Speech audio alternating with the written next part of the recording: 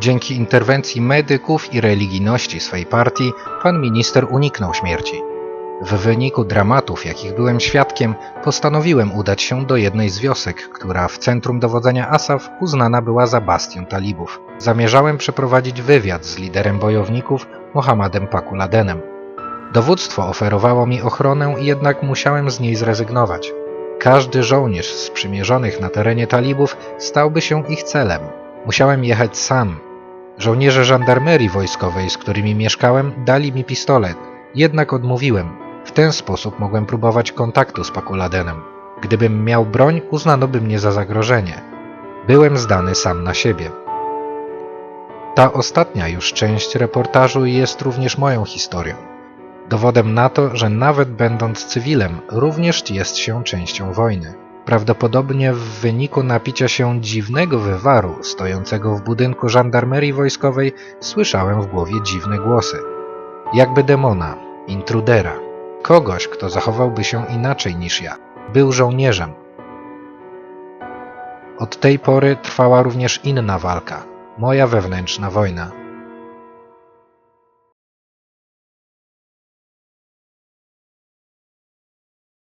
Jesteśmy w tej chwili w wiosce talibów. Spróbujemy z nimi porozumieć się, tak żeby oni, jak najbardziej ich lider, przedstawili nam... Przecież nie było wczoraj, gleba! Gleba! Gleba, połóż się całkiem! Leżysz, czeka! Łapy do tyłu!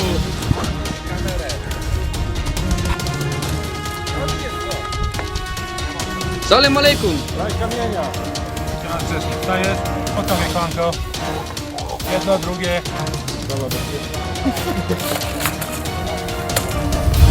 Nisko. Tam jest torba jest. Teraz nakręcimy pornola. Ej, weź to stąd od kamery. Ze względu na to, że zostałem porwany przez wojowników talibskich, no zobaczymy jak ta sprawa się rozwikła. Mam nadzieję, że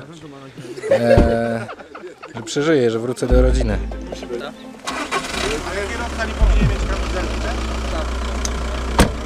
Talibowie zabrali najbardziej charakterystyczne części mojego ubioru oraz samochód stacji telewizyjnej. Jak można było przypuszczać, miało to umożliwić dostanie się na teren bazy wojsk Asaf. Mieli ze sobą ładunki wybuchowe. Zaprowadzono mnie na górę do obozu określanego przez Asaf jako punkt hotel.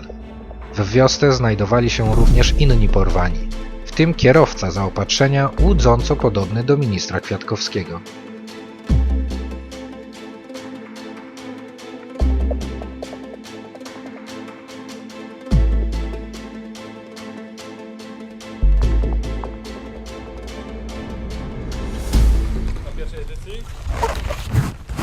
No, wygląda na to, że zostałem porwany. I jestem w wiosce talibów. Kręcamy tutaj. Dzielą się z suszonymi... Siwy i laska. Po prostu gotuj. Dzielą się suszoną owcą. Po pierwszym szorstkim traktowaniu talibowie okazali się bardzo gościnni. Wiedzieli, że przybyłem tu dobrowolnie. Przekonawszy się, że nie jestem szpiegiem, dali mi dużo swobody poruszania się. Nie miałem ochoty ani potrzeby uciekać. Chciałem spotkać się z Pakuladenem, a moje przybycie na pewno zostało mu zakomunikowane. Postanowiłem też pokazać światu, jak żyją ci islamscy bojownicy. Słowo skromnie nie oddaje warunków ich bytowania.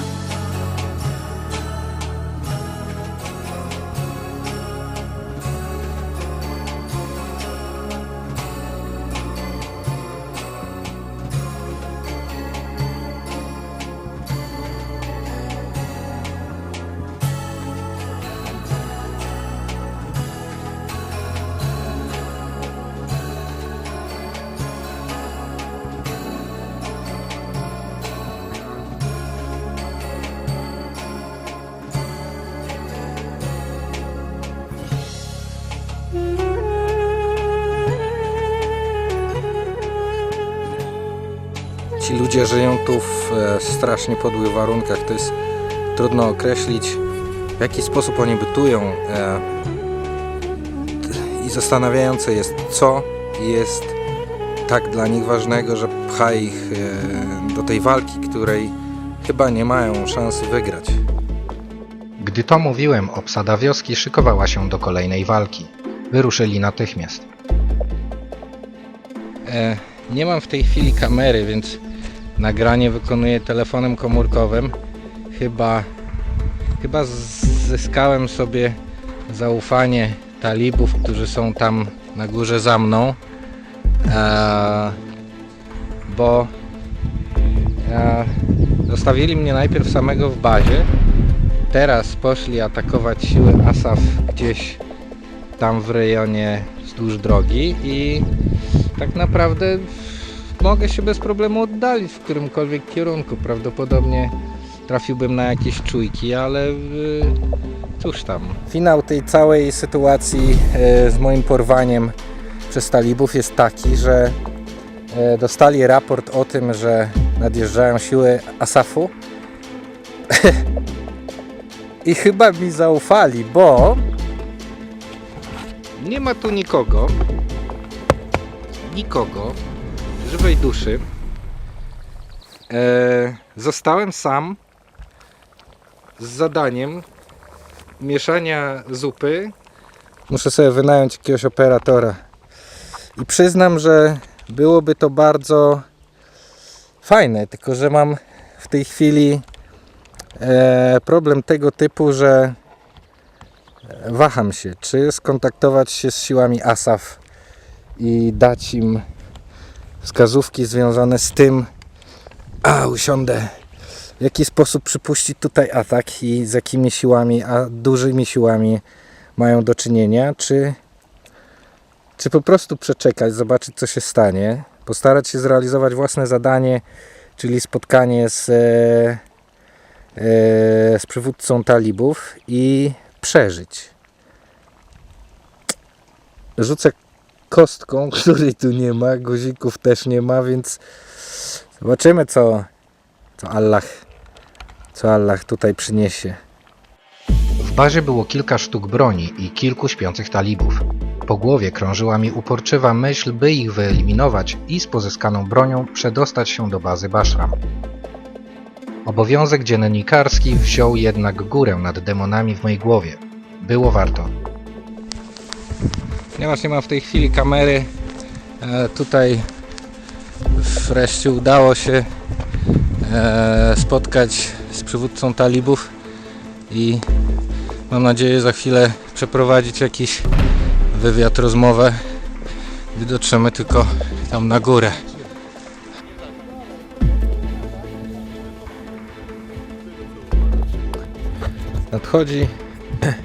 Nadchodzi wieczór. Talibowie odparli kolejny najazd Asafu. W tej chwili szykują się do kolejnego odparcia, kolejnych jednostek, które przyjechały. Ja się tutaj czuję dosyć bezpiecznie, dopóki nie zacznie się walka tutaj w samym tym rejonie tak zwanego hotelu. Mam wrażenie, że siły Asafu przyjeżdżają w zbyt małej liczebności, bo no tutaj te ataki ich są odpierane przez naprawdę duże grupy i wbrew pozorom, wbrew temu, co można zobaczyć, w jaki prymitywny sposób talibowie tutaj funkcjonują, to naprawdę ich zdolności bojowe są wysokie. No i plus dla nich taki, że nie są związani żadnymi kodami czy przepisami. To jest trudność dla Asafu i dla sił naszych sprzymierzonych. Patrząc na tego człowieka, zdałem sobie sprawę ze zła, jakie ma w sobie. Gdy jadł kolację, stałem tylko pół metra za nim. Obok mnie natomiast 2 automaty kałasznikowa. Mój demon znowu doszedł do głosu. Tu i teraz mogłem uwolnić świat od najgorszego terrorysty. Przeładować, odbezpieczyć i nacisnąć spust. Nie przeżyłbym pewnie, ale zrobiłbym coś dla świata. Może udałoby mi się uciec przez budynek, potem do lasu i przed siebie ile sił w nogach. A może wziąć terrorystę na zakładnika i zaprowadzić do bazy.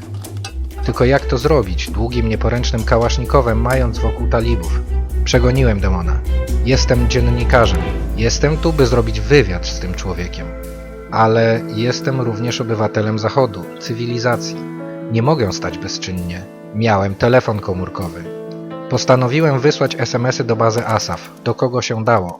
Aspik Pakuladan obecny w punkcie hotel. Tango 15 plus 32, dużo ich. Jedzą kolację, czas aktualności, info, max 40 minut. Atak piechoty ze wzgórz zachodniego i wschodniego. Auta drogą tylko na przynętę. Napisałem, brak zasięgu. Pod pozorem sikania idę na wzgórza. Nadal brak sieci. Wracam, by być dziennikarzem. To co mogę dla pana zrobić? Bardzo, bardzo dziękuję, że udało mi się dotrzeć i porozmawiać z panem i przeżyć, przynajmniej do tej pory. Chciałbym, żeby pan powiedział światu, dlaczego walczycie. Siły te zjednoczone w zasadzie starają się tutaj pomagać, dostarczają pomoc humanitarną, a dlaczego wy ich atakujecie i mimo wszystko opieracie się tej próbie nawiązania jakichś przyjaznych stosunków? Wie pan, tak długo trwa ta walka, że już każdy zapomniał, o co chodzi. Ci ludzie, którzy tu walczą, są w walce od urodzenia. Walczyli z Ruskim, walczyli z Anglikiem, walczyli z Indiami. Także następny przyjedzie i z następnym też będą walczyć. Wychowali się z bronią, wychowali się tutaj i innego sposobu na życie nie znają. A czy bierzecie pod uwagę też chęci i potrzeby ludności cywilnej, bo Nie. zdarzało się, że bronicie czy strzeżecie jakichś racji, prawd? Można dorabiać do tego ideologię, ale szczerze mówiąc, coś trzeba robić z wolnym czasem. Jak wielu z was już poległo w tej walce, w tej chwili? Uważaj na górkę po prawej stronie. Nikt nie poległ. Przenieśli się do lepszego świata. A jak wielu uważacie, że zginęło waszych oponentów? Nie liczymy. Każdy, który postawi tutaj nogę, każdy prędzej czy później będzie przez nas zabity. I Zachód musi mieć tą świadomość. Nie są tu mile widziani, przyjadą, zostaną zabici, wypędzeni, przepędzeni. Czyli nie widzicie możliwości na pokojowe rozwiązanie tego konfliktu? Ani nie widzimy, ani nie chcemy. E, Zresztą, o czym tu mówić? Czy Zachód chce? Zachód ma z tego pieniądze. Najlepszym przykładem jest to, mamy jeńców do wymiany, nikt nawet się ich losem nie interesuje. Nas się przedstawia jako morderców. Jeniec siedzi żywy, może udzielić wywiadu o naszym wspaniałym traktowaniu. Pospacerował z nami dzisiaj. Czy siły ASAF chcą się wymienić na coś, na kogoś? Nie. nie uważacie, że atakowanie konwojów, które wożą do wiosek pomoc humanitarną jest... To nie jest pomoc humanitarna, tylko uzależnianie od amerykańskiego konsumpcjonizmu. Przyznam, że nie za bardzo mam w tej chwili argumenty, żeby podać na to, bo oczywiście każdy może mieć swój sposób widzenia, aczkolwiek byłem świadkiem wypowiedzi jednego z wieśniaków, znaczy w jednej wiosce tam paru wieśniaków mówiło, że też czują się terroryzowani przez was. 30% Amerykanów nie wierzy w lądowanie na Księżycu. U nas też są różni ludzie, którzy różne głupoty gadają. A jak to było z zamachem na ministra, który odwiedził bazę ASAF-u? Rozumiem, że to był zaplanowany atak. Oczywiście, jak najbardziej. No przecież planujemy nasze działania. A co? Jak widać, planujemy je perfekcyjnie. Jestem dumny z moich ludzi, którzy doskonale dają sobie radę z tak rzekomo profesjonalnym przeciwnikiem. Czyli będziecie walczyć do upadłego. Tak. I chciałbym podkreślić, to wszystko zasługa wszystkich naszych ludzi. No dobrze, w takim razie tym pięknym terenom, które tutaj mamy, Nie pozwolimy tu postawić na tych górach McDonaldów. Jak widać, piękne, dzikie okolice. Wy płacicie za to dziesiątki dolarów, żeby pojechać na wycieczkę w takie okolice. My to mamy, a wy to chcecie zasiedlić, zabudować. Nie dopuścimy do tego. No prawdopodobnie da się to rozwiązać jakoś na drodze dyplomatycznej. To najlepszym do tego jest stół rozmów. Nie, to eufemizm. Nie mogę życzyć Wam powodzenia jako ja.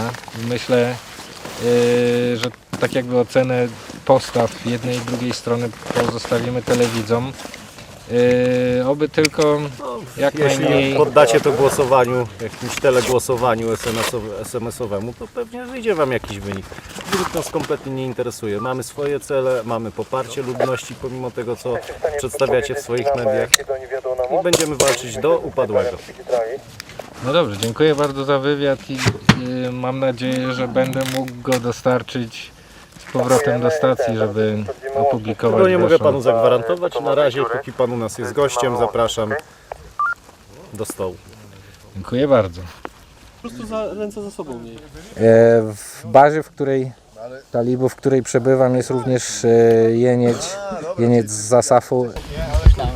Prosiłbym podać jakieś swoje personalia. Z jakiej jednostki pan pochodzi?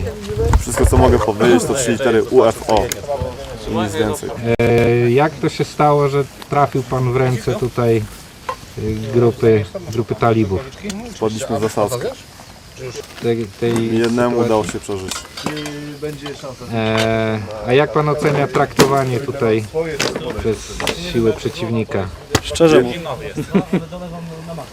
wszystko jest w porządku. Gdyby nie te granaty przyłożone do kieszeni. Traktują mnie dobrze. Czy wiadomo, kiedy wróci pan do domu, do jednostki? Nic na ten temat nie wiadomo. Żadne środki przymusu pośredniego ani bezpośredniego nie są stosowane. Czyli generalnie w teorii jest pan jeńcem bez złego traktowania, tak? Ale nie podane są jeszcze jakiś termin, kiedy zostanie pan zwolniony. Nic na ten temat mi nie wiadomo. No dobrze, stan zdrowia pana jest w porządku, tak? Dobrze. No dobrze, to życzymy powodzenia i szybkiego powrotu do domu. Oby. Mam możliwość opuszczenia bazy, więc pożegnałem się z talibami i zmierzam do domu. Mam nadzieję, że gdzieś po drodze trafię na jakieś jednostki sprzymierzonych i że dotrę do domu żywy, a przynajmniej na kolację. I że po drodze ani talibowie, ani jednostki sprzymierzonych mnie nie zastrzelą.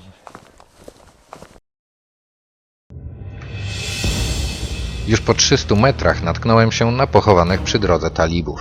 Rozpoznali mnie dzięki kamerze i puścili dalej. Po chwili na drodze przed sobą zobaczyłem konwój Asaf. Wiedziałem, co się stanie, więc zamiast filmować, starałem się przeżyć. Zza pleców i od frontu padły strzały, a pociski śmigały obok mnie. Po krótkim sprincie siedziałem już bezpieczny w samochodzie. Kolumna zaczęła się wycofywać.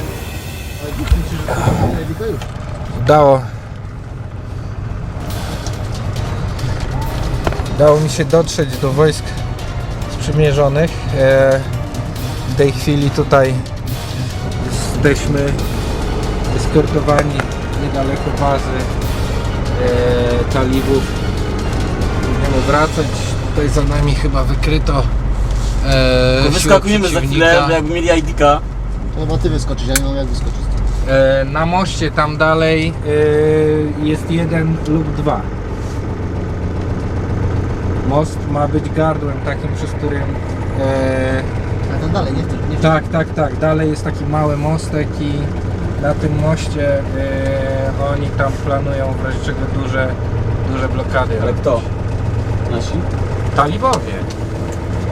No skąd ja wracam? Od talibów. Tylko, że tu za małe siły macie, bo ich jest tu od zajebania, a w bazie mają pakula. Jest główny cel w bazie.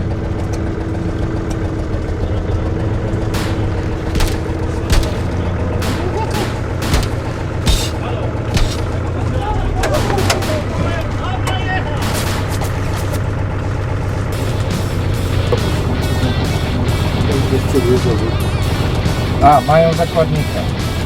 To pewnie wiecie. Tak. Mają UFO.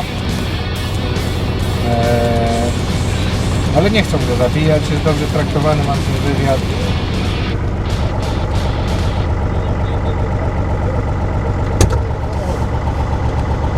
Po chwili rozpętało się piekło. Odsłonięci na drodze żołnierze padali jak muchy. Po kilku minutach zostało ich tylko 4.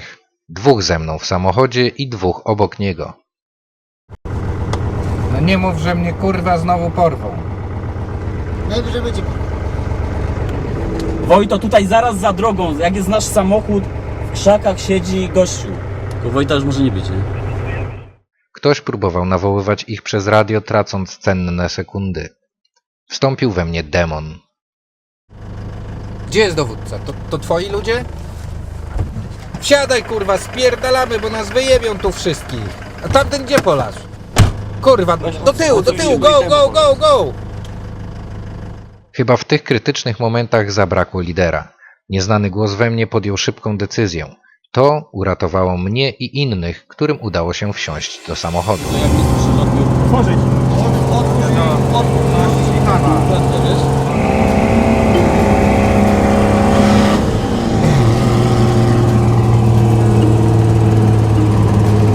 Tygrysek stwierdza odbiór.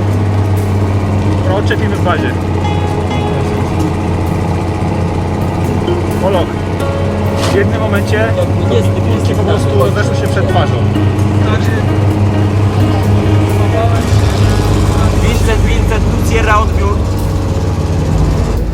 Ciężka sprawa. Ostrzał z przodu, z prawej, z lewej strony praktycznie nas zatoczyli. Dobrze, żeśmy kurde zdążyli. Wariat, tu Sierra odbiór. Wszyscy wycięci, wraca jeden samochód, 4 osoby. Niestety nie mam już możliwości nagrywania kamerą, dlatego że ją zostawiłem. W tej chwili byłem przesłuchiwany w centrum dowodzenia po pobycie u talibów. Co o tym sądzę? Nie wiem. Myślę, że każda ze stron ma swoje racje. Cieszę się, że przeżyłem powrót. Nie tyle pobyt u talibów, co powrót, dlatego że no jak było widać na nagraniu, udało się, tam się skończyła możliwość nagrywania w pewnym momencie, udało się ewakuować, z czego nie wiem, 40% czy 30% tylko składu, który tam pojechał do walki. Nie wiem, czy odbijać mnie, tego nie ustaliłem jeszcze, czy mnie i zakładnika, który tam był. Wszyscy zginęli, wróciliśmy ja plus 4 żołnierzy. Cieszę się, że jestem znowu w bazie i może uda mi się dotrwać do końca tego konfliktu. Po kilku godzinach Asaf przypuścił zmasowany atak na talibów. W wyniku tego Mohamed Pakuladen został ranny, lecz nie potwierdzono jego zabicia. Oczekujcie kolejnych relacji wojennych. Dla TV48 Intruder.